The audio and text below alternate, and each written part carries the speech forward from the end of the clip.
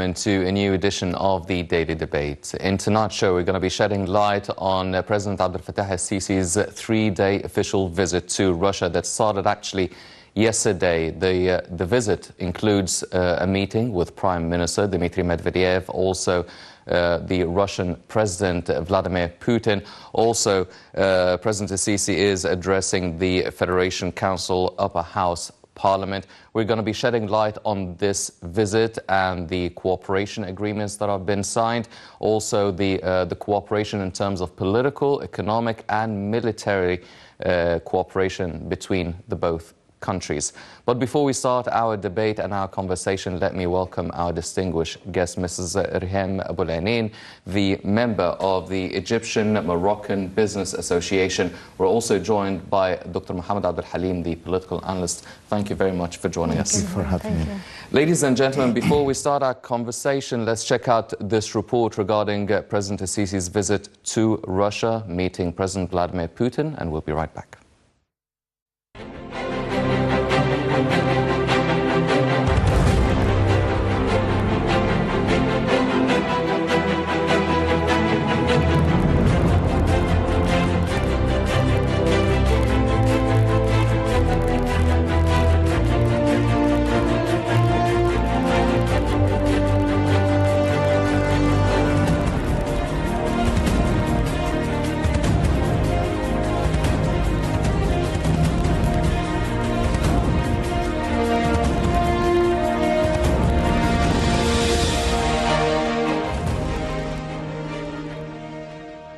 Within the framework of strategic partnership between Egypt and Russia, President Abdel Sisi began a three-day official visit to Russia, which includes talks with his Russian counterpart Vladimir Putin in the Black Sea resort city of Sochi on Wednesday. Talks are expected to yield a number of joint documents. President Sisi also met Russian Prime Minister Dmitry Medvedev and high-ranking officials for talks that focused on ways to foster bilateral ties in various fields. The two sides also probe a number of regional and international issues of mutual concern, including the war on terrorism, during the visit that aims at expanding bilateral cooperation. The Russian president ordered the signing of a comprehensive partnership and strategic cooperation agreement at the highest level between Egypt and Russia. During the visit, President Sisi also addressed the Russian Duma to probe parliamentary ties. Last May, Foreign Minister Sameh Shoukry and his Russian counterpart Sergei Lavrov held consultations in the 2+2 format, which groups the defense and foreign affairs ministers of both countries. The two ministers exchanged points of view on regional issues topped by conditions in Syria, Libya and Yemen, besides the Palestinian cause. Holding consultations for the fourth time shows keenness of the two sides on enhancing their strategic, political and economic values. During consultations, Shoukry and Lavrov lauded the unique level of bilateral which were pushed forward during 2017. Bilateral relations were crowned by the visit of the Russian President Vladimir Putin to Cairo in December 2017. Egypt and Russia signed a 50-year agreement in Moscow to establish a Russian industrial zone in the Suez Canal Economic Zone, an ambitious economic development project initially launched by President Sisi in 2014. The Russian plans to use the zone to manufacture a vast array of goods, including heavy trucks and engines. Also, the Daba nuclear plant with 4 reactors and a capacity of 5 gigawatts is scheduled for completion by 2029. In April, Moscow also resumed civilian flights to Egypt after 3 years of stoppage. Direct flights from Russia to Egypt's main tourist resorts, Hurghada and Sharm el-Sheikh, have yet to resume.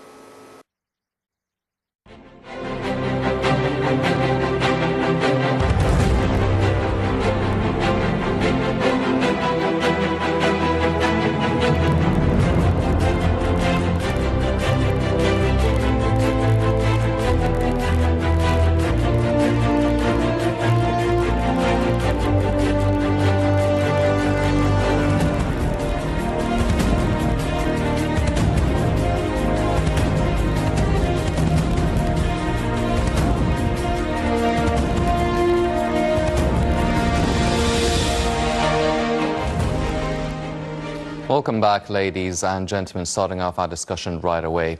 Mrs. Aboulenin, now this is a very significant visit by President Sisi to Russia. However, it's not the first official or state visits that have been exchanged between both countries. And it's been really highlighted the relationship between Egypt and Russia. How do you view the significance of this visit as opposed to the previous ones? Okay, thank you first for hosting me today. And of course, this is very, very important, remarkable visit for both countries. And as you said, and as you highlighted, this is not the first cooperation between Egypt and Russia, and it has been always having an impact since 1948. And after this, in 1948, we have this kind of cooperation. We have been supplying to Russia the main source of cotton. And later on, we have a lot of huge cooperation between Russia in the High Dam, and they had their cooperation in the electricity as well in the Nasser region. And as well, they have a lot of impact in the manufacturing of steel. So in the history of Egypt and Russia, all of this cooperation has been very fruitful. And from business perspective, of course, we are very eager and hungry about all of what is going to happen economically in the different areas looking forward for what will be the impact of such cooperation, not only for the nuclear cooperation in Daba, but also about the investment and industrial sector, which is having like 50 years cooperation. Yes, so definitely. Of course, this is a significant step for both countries. Yes. Well, Dr. Abdalhalim, we've seen these visits and the cooperation agreements being signed over the past few years.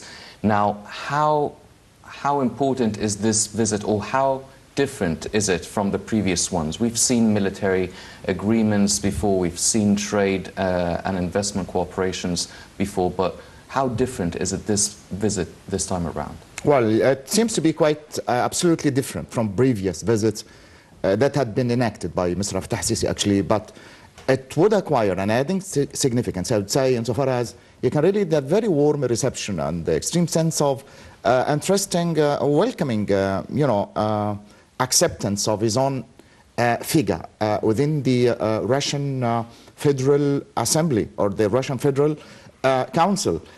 One of the most outstanding symptomatic gestures of the impact that would leave its deep impact actually on the international as much as on the social arena is the fact that the chairman of the Federal Council did praise the figure of Mr. Fattah Sisi's own excellency in more than one respect, representing how courageous he seemed to be actually for quite a long period of years during previous presidential era, as much as during the course of the early beginning of his own second presidential era as well.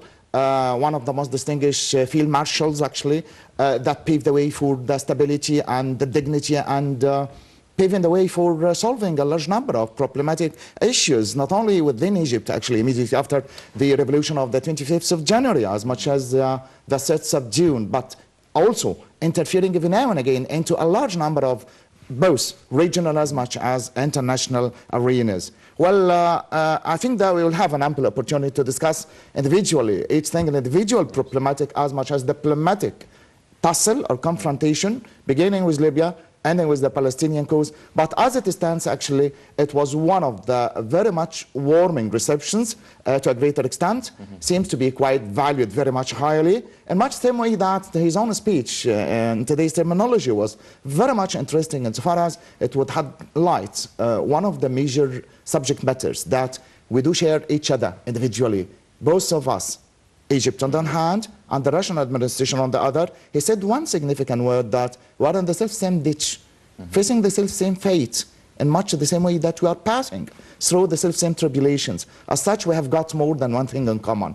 And there is more than one reason, actually, for both the Russian administration as much as the Egyptian political authority to be highly unified, particularly within this particular stage, as much as from the standpoint of the surrounding threatening voices of external as much as internal dangers as being represented from His Own Excellency's speech and today's council, Federal Council, I would say, by the illegal immigration, extremism, as much as terrorism, and to a greater extent actually by the advent actually of all those escapist attitude or escapist attitude, I'd say, of Daesh groups from Libya, the sort of the borderlands that had been fortified to a greater extent. Yes, definitely. Mrs. Abdalhalim, now, yesterday, President Sisi actually met with the head of the Eurasian Economic Union, and this union, the members are Russia, Kyrgyzstan, Kazakhstan, Belarus, Armenia. Now, what is the significance of not just having trade and economic cooperation with Russia, but also countries such as Kyrgyzstan and Belarus and Armenia? Are we trying to open new channels of cooperation with Central European, Eastern European countries? How is that going to be beneficial for the Egyptian economy? Well, let us say already that cooperation with the Central European and Eastern European in business already has been starting from a few years ago, and it has been having a lot of knowledge transfer between this area and Egypt. But it wasn't formalized or supported yet by the government. What has President Sisi has taken step from this. It's very good, and it is already supporting this step which has been taken a few years ago. Already there is a number of trading happening, exporting to this country, or have this kind of using the labor, because already the Central Europe, the labor there is very, what can we say, the experts, not the labor, the expert knowledge to be transferred here in the industrial sector has been already been using. So of course this is a great step for us. As well as there is some kind of specializing industries we already need it here as well in Egypt, and it has been now it's of course a great opportunity that it has been supported by President Sisi. And what can we offer these countries? We are already exporting a lot of raw materials for these countries where they are using, where it's still not with the satisfying quantity or satisfying, but already we are trying to for example, the industries we are importing from them machines, and we are exporting for them some kind of raw materials for manufacture sophisticated products for this area. We are still in the beginning, of course. Still, there is a lot of more cooperation from the business side, but I think we are in the right track. Also, we have to have more information and knowledge about what is, for example, it is all individual approach, and some of the businessmen here already are traveling by their own self, but still there is no a kind of association that can give more exposure either for them, for what is the opportunity here in Egypt, or for us, so of what we can and always the penetration area for before was through a country like Germany, for example, but now we are having direct contact with the Central and East Europe, which is great for us. Definitely. Well, Dr. Abdulhalim, during President Sisi's 3-day official visit, he addressed the Russian Federation Council Upper House of Parliament, which is actually the first time any foreign head of state does address this house. Now, what is the significance? Why did they actually choose President Sisi to address this parliament? What is the significance, and what does it say about not just a political diplomatic cooperation or relationship between the Egyptian and the Russian governments, but this is a clear show of seriousness and intent between both presidents? Absolutely right. Well, before commenting on that sort of thing, well, just add some slight reference actually to the Eurasian Union. As it stands, actually, it seems to be quite, as you might have said at the very beginning, quietly right, that it's a sort of union that had been established actually in the part of and on the invitation of Vladimir Putin himself. They're very much courageous and very much petted and very much widely accepted here, there, and everywhere, the part of his own people. as a sort of, a substitution for the previous Soviet Union, actually, I would say. In much the same way that it would, in somehow or another, pave the way, actually, for establishing what you might call, the strategy of laissez-passer, laissez-faire, or laissez-le travailler, or laissez-faire. It's one way or another to try to pacify the, the accumulation of problematic situation during the previous ages. The fact that instead of the customs and the high value-added taxes and the restrictions and regulations, as much as the regularities over the borderlines of all these 4 countries I have mentioned at the very beginning. There's Belarus, Russia, as Kazakhstan, as much as Armenia. They would seem to be quite unified at the end of the day within one same ditch, which is trying to fortify their own existence within the era, within the period itself, within the sort of that very much a crucial part of the world, just by way of facing the sort of the NATO that maybe in somehow or another threatening their own fortifying power within that region. Back again to our own issue concerning the sort of the significance and the symbolic, gesture and meaning, I would say, behind the invitation that had been addressed to His Own Excellency, Mr. Abdel, the fact that in more than one respect, as Mrs. Abdalhalim did say right now, actually, that we have got very long, firm ties and very much confirmed relations that would go back to about 75 years ago. So they know our own power within the Middle East. They know the sort of the importance and distinguished characteristic geopolitical as much as geostrategic existence within this turmoil part of the world, particularly in the Mediterranean, position. I would really say that a couple of weeks ago, Mr. Abdel was very much concerned in the meantime of, trying to solve and internationalize the Palestinian cause in his own 3-day visit also to the summit that had been in there in Crete as being represented by Anastasiadis, that is the president of Greece, as much as the Cyprus and Cyprus, Anastasiadis, that is the president of Cyprus, as much as Alexis Tsipras, that is the prime minister of Greece. Both of these 2 figures are very much quite aware of how serious and how distinguished his own authority will be in the Middle East in recharting and remapping the gas line actually within the Mediterranean era as much as the Mediterranean position. The fact that Turkey for some time was trying every now and again to try to interfere, but that sort of recharting and remapping the gas lines would send the whole efforts into no avail, not only on the part of Turkey, but as much as Israel in the meantime. Followed by his own invitation on the part of Vladimir Putin actually to visit Russia for a 3-day official visit. Well, it seems to be quite very much geopolitical as much as geostrategic.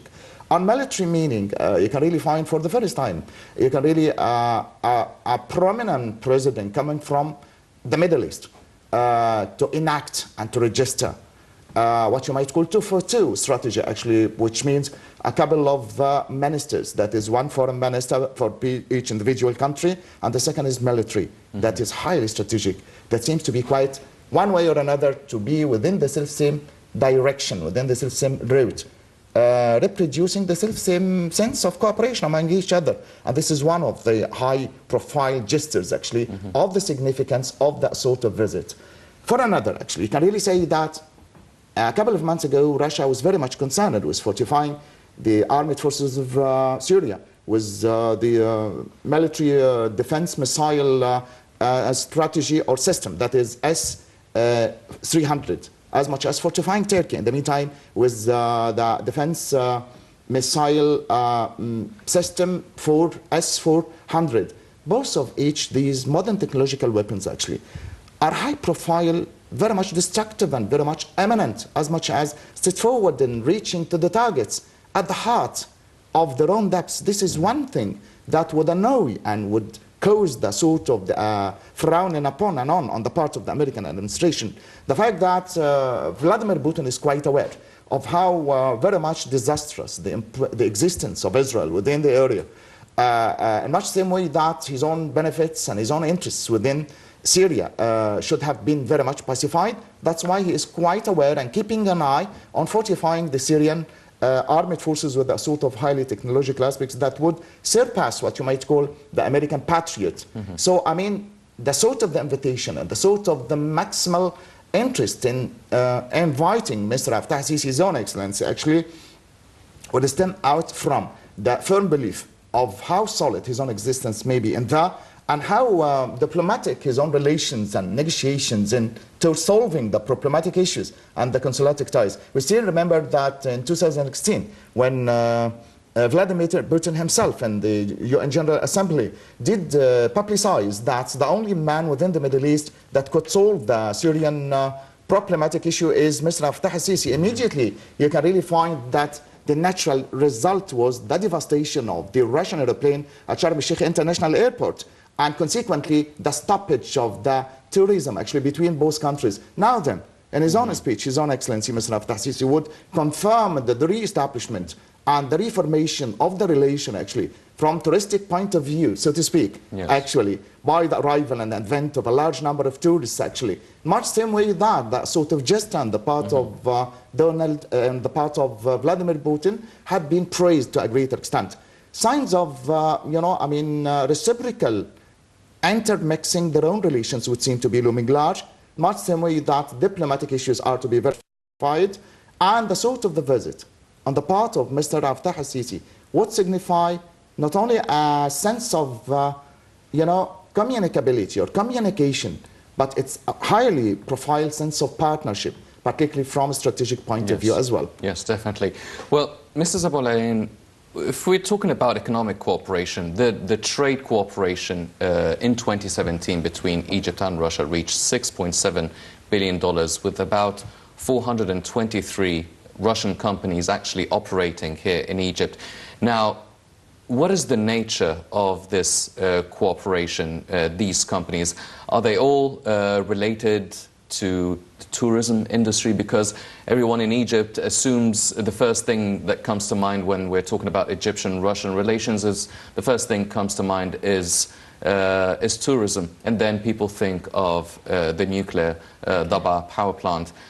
Are these companies mainly dealing with tourism? Are they paving the way for the intense cooperation that's going to take place within the nuclear power plant? What is the nature of this cooperation? Okay, I like this question very much because for us as the private sector, still this kind of cooperation is still not very clear about us and the strategy for it. Let us focus about what are the value proposition or the objectives of this kind of cooperation. It's two things. It's just the economic empowerment and the knowledge transfer and education. And after these two value proposition, we start have a number of initiatives, and after this we start having the business and economy develop. The initiatives has already started from a number of projects. President Sisi has already started. One of them is the Daba, and the second is the investment sector and industrial sector in Suez, and another with the train deal. And I guess there's other minor other stuff is going for this. So this is about the mega projects, okay? But still after this, there is a number of actions has to be taken from, he has started the initiatives, but still there is other surroundings who have to start communicating or having small action plans for us as a private sector, so that we start having this. For example, let us take about the knowledge transfer. Already they started this school so that they serve the in Daba, they started to have this kind of knowledge transfer so that people start working in Daba.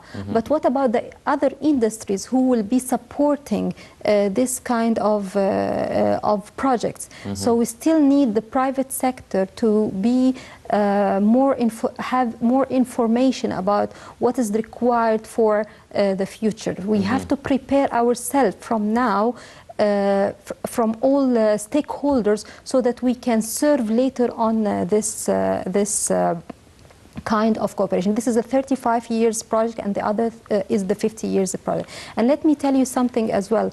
There is nothing for free. Russia is doing this for Egypt, but still we have to pay back.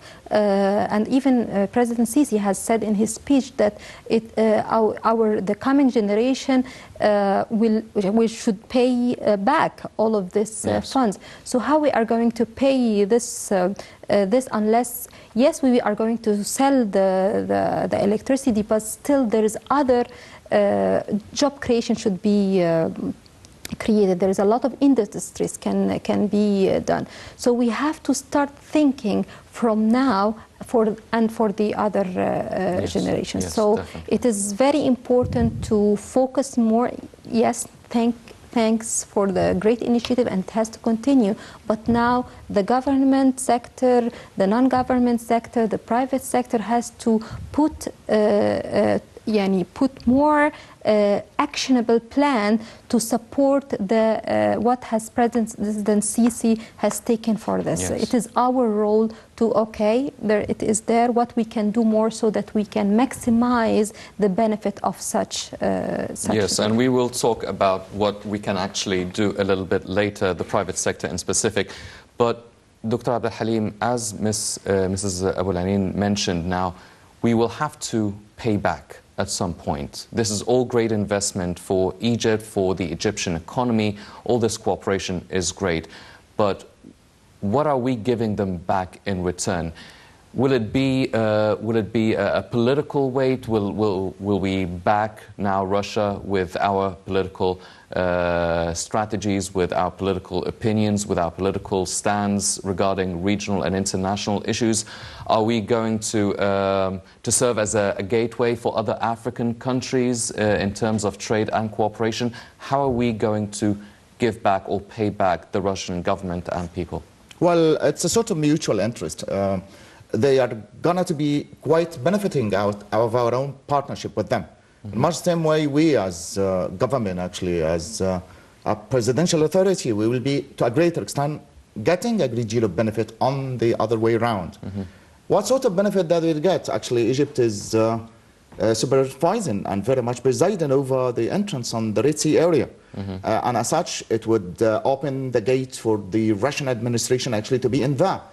In much the same way that they are participating with our own armed forces nowadays in what you might call, the maneuvers or the maritime operations, which is entitled as the patrons or the defenders of friendship. Yes. And as such, they are not very much highly trained into, the warfare on deserted areas and those rough environmental affairs, actually. And as such, they are getting a great deal of highly technological experience and insights into the way that they would get into all these harsh areas, I would say. Very much far from being pacified territories in our own lands as very much deserted, droughted, as much as being, crumbling. And much the same way that we are getting, in the meantime, out of maneuvers with them, a sort of highly technological aspects and being very much fortified by arsenals as much as aeroplanes. And perhaps, I think, in the due course of time that, because of the sort of the signing of that sort of a strategic partnership to the extent of reaching to 2+2, interfering every now and again within the self-same interests with each other and defending the self-same causes of one another, I would say. I think that will end.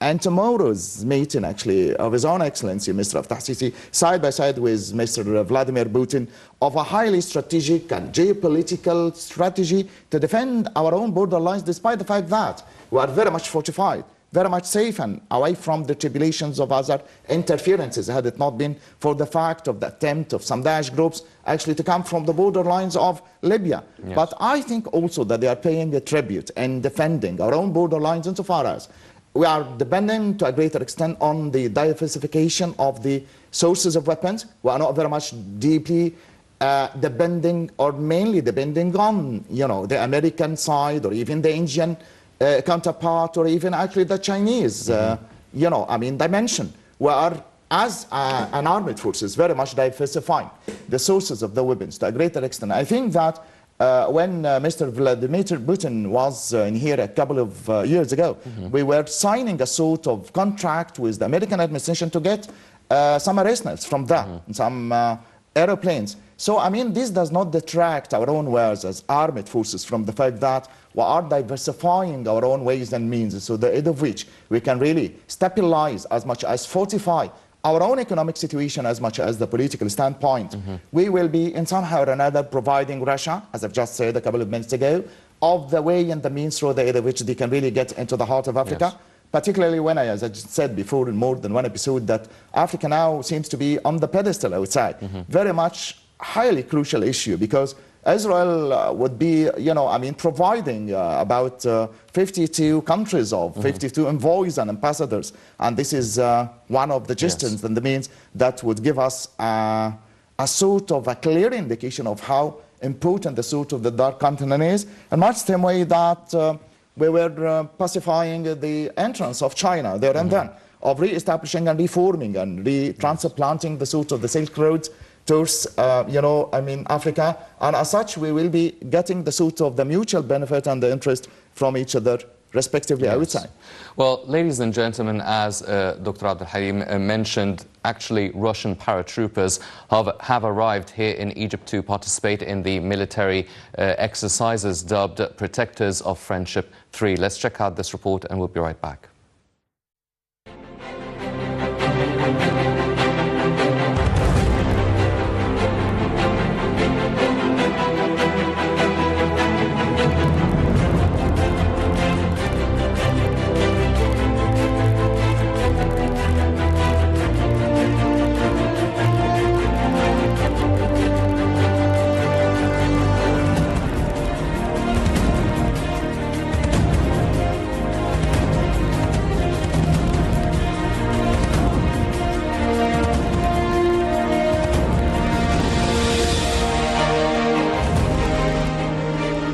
Russian President Vladimir Putin ordered the signing of a comprehensive partnership and strategic cooperation agreement